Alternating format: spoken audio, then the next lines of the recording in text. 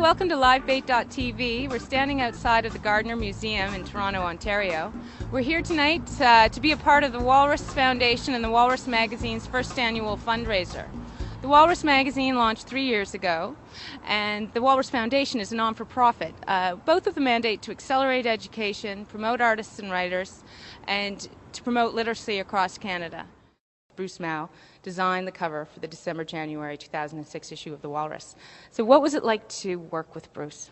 It was great. It was like really easy. It's like talking to a designer. He's a designer at heart. So amongst your peers, it's always natural to, abstract ideas and, eliminate words because you're on the same playing field. He started off with a lot of other ideas than what we ended up with.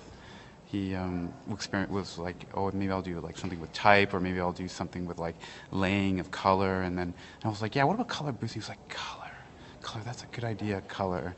And it just started from there. And it really, I think a lot of his design direction is based around his community of people. He trusts his staff and the people that surround him. And it was just an incredible opportunity. We sat down for about an hour and just really, really plainly hashed out ideas by just, drawing them. This is what I think, is what, I think, and more on the like a philosophical level than actually what it should look like. Mm-hmm. And it obviously wanted to correspond with the piece he was writing on optimism for the Walrus. Bruce Mao is by any standard a spectacular optimist. He is the driving force behind massive change, the future of global design. An enormous multi-venue exhibition on the intersection of design, technology, culture, science, and civilization. He promoted therein the airy notion that design can substantially improve the world, and came to the conclusion, he says, that the present time is, quote, probably the best time in human history to be alive. Can you give us some specific examples that ground, as it were, your sense of hope and optimism about the near future? I think that if you think about the fact that we are freer worldwide, better educated, with greater literacy, with greater access to knowledge, greater mobility, greater participation, more consistently applied human rights,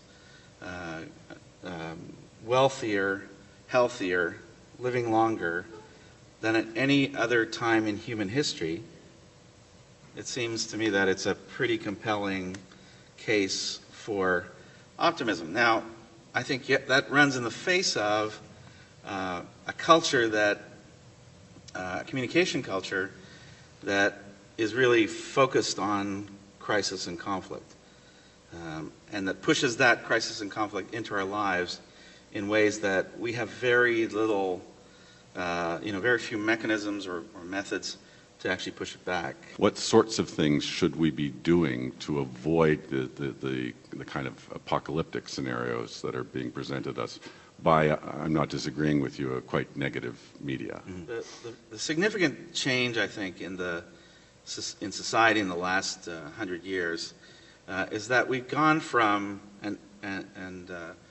here I think you can see it in, even in our midst, we've even though we still have a very structured hierarchy in our society, we've embraced this idea of actually distributing possibility, that we've distributed the capacity to affect the world.